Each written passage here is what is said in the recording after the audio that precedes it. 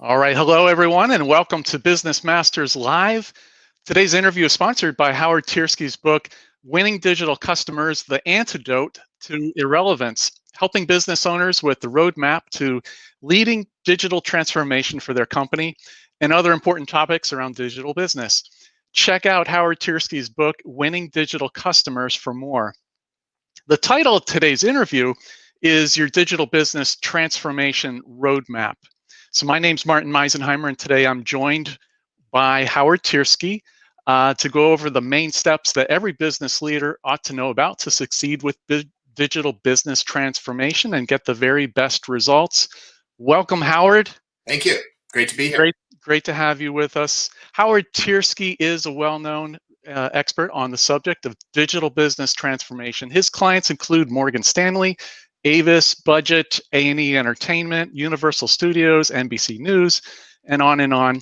He spent 18 years with one of the world's leading global consulting firms as a vice president for media and entertainment.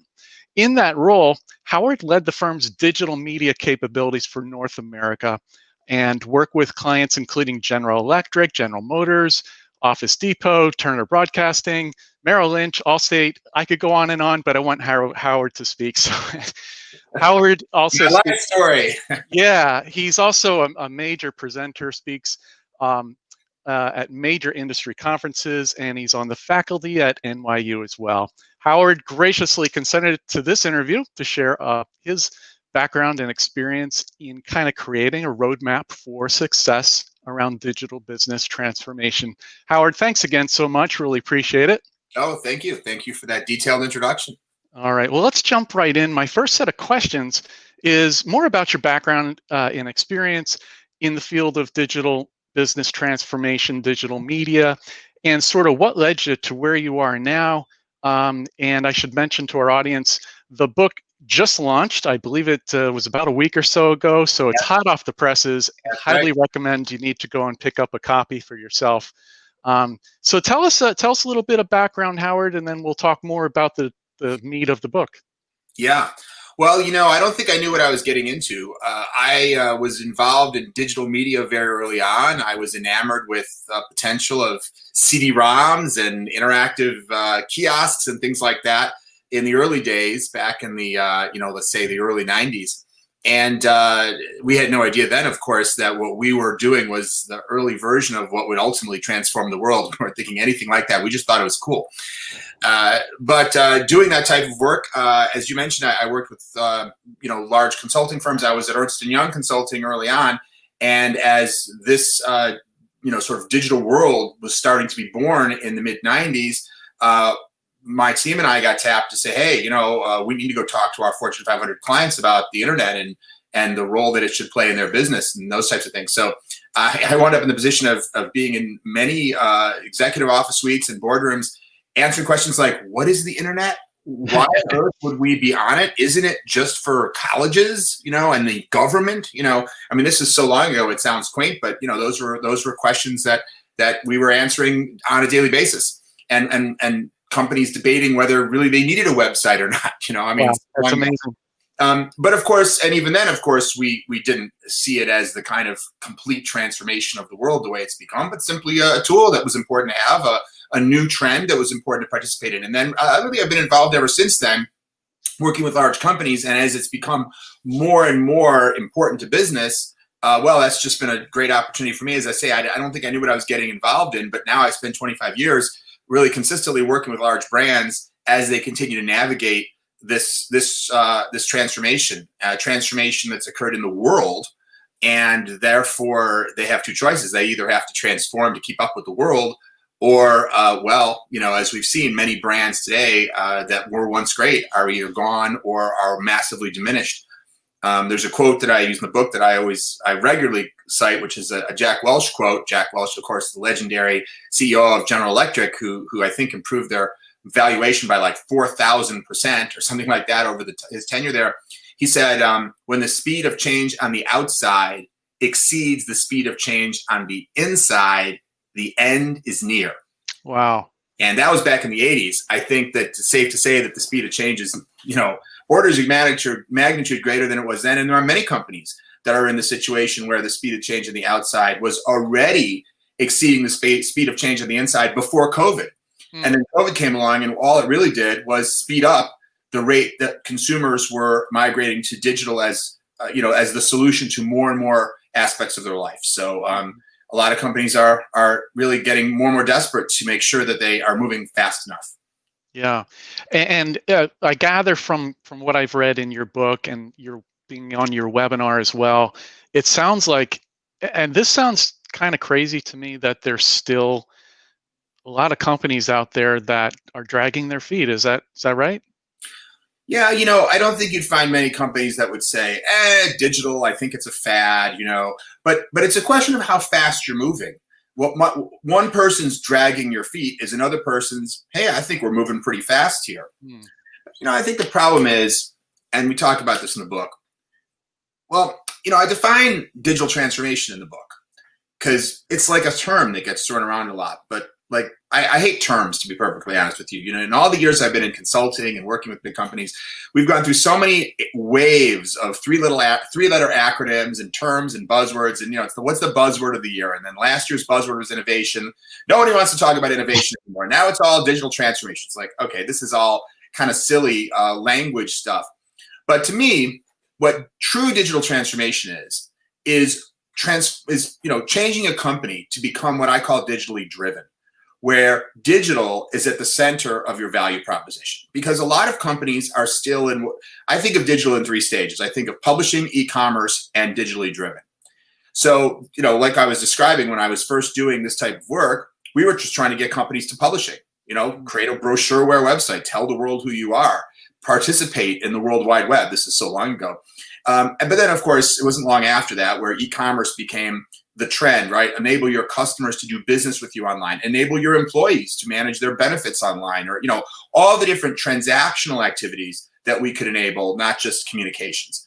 And there are so many companies that are fundamentally still in e-commerce. And I really love that word, e-commerce, because it's this hyphenate, right? We took commerce, the thing we were already doing, and we just stuck an E on the front of it and said, well, that's e-commerce. And that's exactly what a lot of companies are doing. They said, well, they're basically in the same business that they've always been in. And they just said, oh, well, this is a great new way to allow people to order or check the order status or whatever, right? And there's nothing whatsoever wrong with that, other than the fact that the companies that are really thriving, that are really growing, and that are earning the love of today's, what I call digital customers, are doing something different. They're not a taxi service where you can go online and call a cab. They're Uber. They're not, just a restaurant where you can make a reservation online. They're Uber Eats, right? They're rethinking the whole idea of the value proposition that they deliver for an era of digital. That's what it means to be digitally driven. Mm-hmm. And I'm not here to judge and say you have to be, but look at the trends. Look at the companies that are doing well. Look at the companies that have high valuation multiples. These are the companies that have redefined an industry. Becoming a Skype, a redefined telecommunications company, or a Netflix, a redefined media and entertainment distribution company, compared to, say, and many of my clients are great legacy brands. They're brands that have been in business for decades and decades, and they now need to figure out how to do it in a massively different way. So to me, that's what transformation is really all about. So to your question, are people dragging their feet? Well, it's scary to completely reinvent who you are, to think, let's there's a story I tell in my book about Blockbuster. I don't know if you've gotten that far in the book yet. Not quite. Well, I've had many great opportunities in my career to participate and work with major brands. And I'm really blessed to have been part of some really, really cool success stories.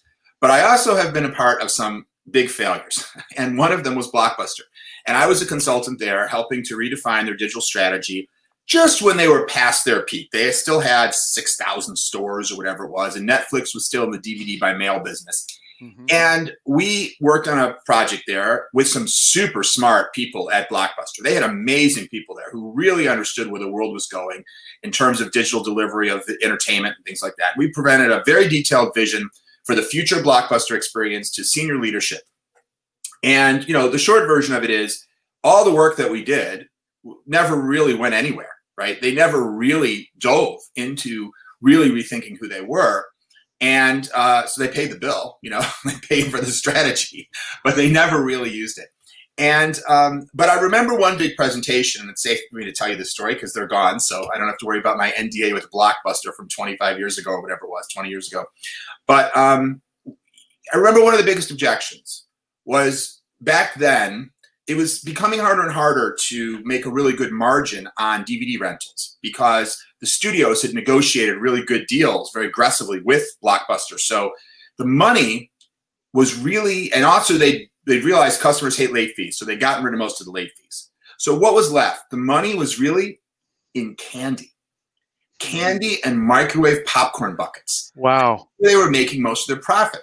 And so we went in and we explained how in the future people would be streaming video to their home. Almost nobody was doing this back then. The idea of getting a movie streamed from the internet to your house wasn't really being done yet. And so we explained that, this was part of the vision, and people were perfectly willing to believe that consumers would be interested in doing this and that it would potentially even arrive. But they said, but you can't stream candy. So this can't work, Yeah. And so, and it just kind of goes to this idea that you have a certain mindset that this is the business and this is where our revenue comes from. And it's just too big a leap. It wasn't that they weren't willing to do things to improve. It wasn't that they weren't willing to make a better website. But if they were really going to invest in improving their customer experience, and as it became increasingly clear that there was a problem with the business, it was like, okay, how do we make the stores better? How do we create a better in-store experience? How do we make better commercials to get people to the stores? How do we come up with better deals? People want to optimize. They want to make what they have better. But when it's a leap to something that's dramatically different, it's super scary. And frankly, there's no guarantee that your revenue will be contiguous. I mean, Jeff Zucker famously said, whenever that was, 10 or 15 years ago, that great quote, which is when they were first putting their content on iTunes, he sort of bemoaned that they were trading analog dollars for digital pennies. And this is part of the problem, which is it's not necessarily a smooth, even path to the future. So the desire to just hang on to the present as long as you can is psychologically strong. And so some people convince themselves that they actually are doing things. Blockbuster was doing something. They hired us. We were doing a whole strategy. They weren't dragging their feet. They were investing in a future vision. But when it came time to really do it, especially if it meant really changing who they were, that was when it was just maybe a bridge too far. Interesting. That's just fascinating. So in those kinds of situations, what option are you left with? It's really ultimately their decision how far and how fast they want to go. I suppose you can only, it's the old lead the horse to water adage. Yeah. Well, in our role, we're not leading the horse. Our clients are what I call innovation heroes. The people who hire us are the people at a company who are the ones leading the horse to water. In other words, it has to be done by someone inside.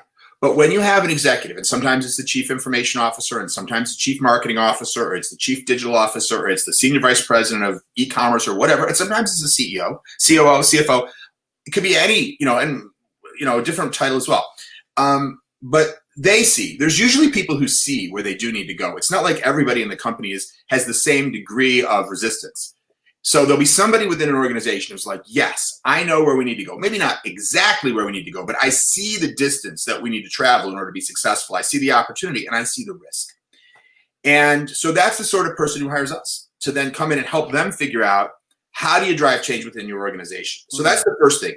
A company has to have, we can't show up at a company where everybody's resistant and think that somehow we can help. We can't help until there's somebody who's willing to be a leader. And frankly, who's willing to put their job on the line to save their company. That's really what it is, because very often these people who are determined to get their companies to where they need to be successful, that's a dangerous position to be in when you're fighting against all this fear and resistance, which is so prevalent. And then once we have someone like that who we are helping, there's a lot of different things we talk in the book about. I think we have 9 different reasons companies resist change, and then 11 different techniques to try to overcome those points of resistance to change. So I won't try to give you all that here, but just as an example, you have to make sure you create a great burning platform. You have to make sure you have a clear and compelling explanation that is both an emotional side and also a well-researched factual side to explain why change is necessary. And I think, by the way, that that's a perfectly legitimate thing for people to expect, because change sucks, like transformation, it's painful. I mean, think about going through your own adolescence. Was that fun? You transform, you were a cute little kid and everybody loved you. Eventually you became this, fantastic adult, and you were in even better shape. But in the middle, you went through these horrible, we didn't know each other back then, Martin, but I'm assuming that you, like me and everybody else, went through these horrible years where you were breaking out, and your voice was awkward and you were gangly and all these things, right? And so that period of transition is very often unpleasant. So if you don't have to do it, by all means don't. The thing is, most companies, nearly all companies, do need to do it. But first, somebody who's running a company or senior executive needs to be persuaded, because, hey, if you don't have to, don't do it. So you need a strong, compelling argument. And you also need a compelling vision of the future. Where is it we're going? Just having a burning platform implies, well, we'll leap anywhere off a burning platform. But that metaphor becomes, any metaphor only goes so far, right? The metaphor of the burning platform says, well, if the platform is burning, you better go somewhere. But the truth of the matter is, the platform's never burning that much. In other words, these companies that are in trouble, they're not going to burn down tomorrow. It's not like that. Instead, it's more like this slowly sinking ship, right? And you're like, well, and frankly, a lot of executives, how long are they going to be there anyway? If you're the CFO and you're 54 years old, you're thinking, well, look, are we on a good path? Is this company going to be super successful 10 years from now? Maybe not. But on the other hand, I'll probably retire in 4 years, and my bonus is based on our EBITDA this year. And if we do all kinds of risky moves to set ourselves up for success in the future, is that smart for me? Is this going to be a huge pain? And I could get fired if it doesn't go right. 1 year of bad performance is enough to get a whole executive team fired for most public companies. So you know what? I'm not going to worry about it. Listen, my life success is not tied to the success of this company, only the next year or two. So anyway, point is, those are some of the reasons why people don't take the steps they need to take. When they have a burning platform, though, and a sense of, hey, this is where we need to go. Here's a clear, compelling vision of, imagine if we could be this company. Imagine if we could give the customer this experience. And people get that feeling like, oh man, we'd be cool then, right? People would love us then. Then that's a good feeling. And then the third part you need is, so how would we get there? Because sometimes you paint a picture and say, wouldn't it be awesome if we were here? And everyone thinks, sure. But like, how do we get from, it's like that old joke about the person looking for directions, and the person says, he says, well, I wouldn't start from here. You can't get there from here. Oh, you can't get there from here. It's like, yeah. But that's the feeling that a lot of companies have. And so burning platform, why can we not stay where we are? Compelling vision. Wouldn't it be awesome if we were this? And here's a step-by-step process. And what my book is trying to provide, and of course it needs to be tailored and customized to any individual situation, is what might that process look like?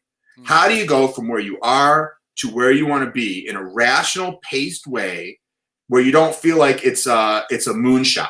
You don't feel like it's just, well, let's just throw darts and hope that we somehow get lucky and become Facebook, because you won't. But if you follow the right process and you also have a tremendous amount of determination, well, then there are many companies that have succeeded. Disney's doing great. Nike's doing great. Verizon's doing great. Home Depot's doing great. It's not like the only companies that are successful today are those that were born digital. That's just not true. Yeah. But on the other hand, there's all kinds of companies that, Vitamin Shoppe is doing great. GNC is in bankruptcy. Why? Mm-hmm. Well, let's face it. They each had different circumstances, but different management, different choices, different decisions. Not all necessarily even made by the current management in some cases, right? Because it takes years to set yourself up for this kind of success. So, but anyway, that's the reality. Yeah, it's fascinating, and I could talk forever just about that side of things, but I do want to hear more about one of the things that you talk a lot about is emotional landscape, and you talk a lot about thoughts and feelings and how all that plays in terms of the customer experience now.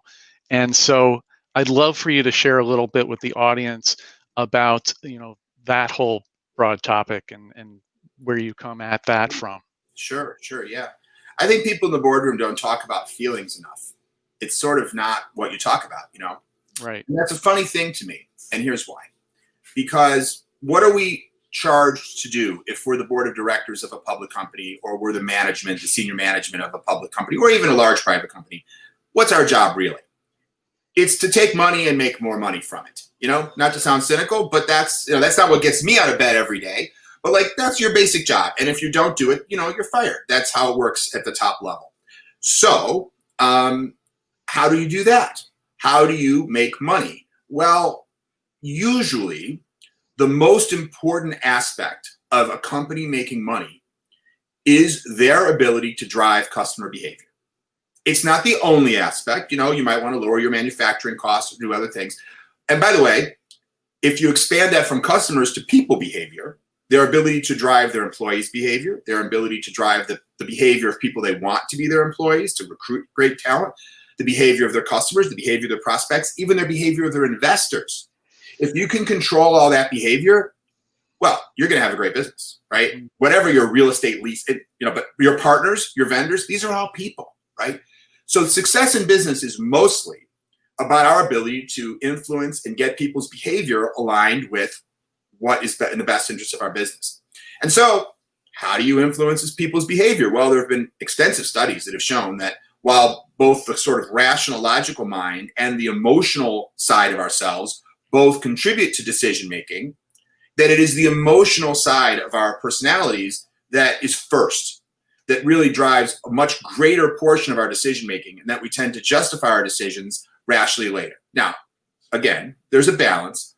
So the bottom line, though, is that the success of a business, EBITDA, value of a stock price, what is it mostly tied to? It's the emotions that you create in other people. And so when I think about customer experience, I think about, most of it is about how do you create an experience that generates the right thoughts and feelings that lead to desired behaviors. And again, feelings being even more important than thoughts in many cases. So that's why I feel like emotion and feelings is just an under-focused on component of business. Somehow it's seen as being not what business is about. And in fact, I think it's most of what business is about. Yeah. Yeah. Wow. That's really, it really is a different way of approaching it, I'm sure, from most corporate boardrooms. And I should caveat it by saying I didn't go to. I was actually invited to speak to a business school, so I gave a presentation last night by Zoom, of course, to a freshman class, incoming class of a business school.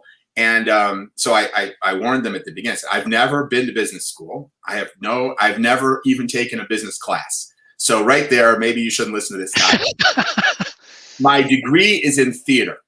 So maybe this is also, but you know, I have to say sometimes, so you want to take whatever I say in combination with somebody who has proper credentials, despite, you know, 25 years advising Fortune 500 companies. But you know, maybe part of my perspective comes from some of that as well, not coming out of a traditional business background. And obviously, when you're in the arts and you're in theater, obviously it's more natural for things like emotion to be a bigger part of it. So maybe I came to my work in business with that kind of a lens, but I find that it fits. mm-hmm. It makes sense because, you know, ultimately it is about persuasion and having people, like you said, whether it's your customers or personnel or people you want to attract, shareholders, potential, you know, employees. It is about moving people based on emotion and how things are presented. So with that theatrical background, that should, I would imagine, come in very handy for all those reasons.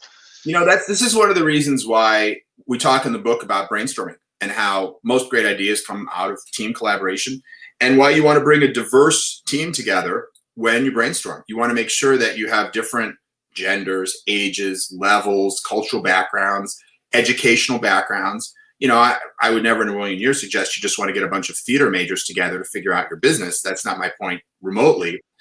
But, you know, when people have different backgrounds that come together, they have different perspectives, different ways of looking at things, and that gives you an even richer total perspective. It makes a lot of sense to me. So we're sort of running up against it, but Howard, I really want to thank you for taking time out of your day to share with the audience from your background. And I am really excited about this book. I think it's just it's full of value that I can't highly, I highly recommend it. And I should add that for the launch week, we tried to get as much sales as we could the first week. So we priced the book. Only the Kindle book is out yet so far, by the way.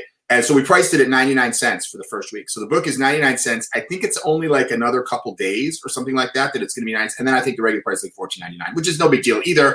If it's the guidebook to transform your entire company, for God's sake, spend $14.99 on it. But you can get it for 99 cents if you act now. So just FYI on that. And the hardcover actually will be coming out in January. So if you're a believer in printed books, that's coming too. Grab that book. And Howard, if someone wanted to connect with you or find out more about what you're up to, where would they find you? Sure. Well, you can go to winningdigitalcustomers.com. That's the book website. You can find me on LinkedIn. I'm just at LinkedIn. What is it? LinkedIn/in/Tiersky. I'm also on Twitter. I'm at Tiersky on Twitter. Those are all good places to hunt me down. Perfect. Again, Howard Tiersky, thank you so much. Really appreciate it. Wonderful conversation and a lot of value. Appreciate you for sharing some time with us today. Of course, my pleasure. Thanks for having me. Absolutely. Until next time, I'm Martin Meisenheimer with Business Masters Live. See you again.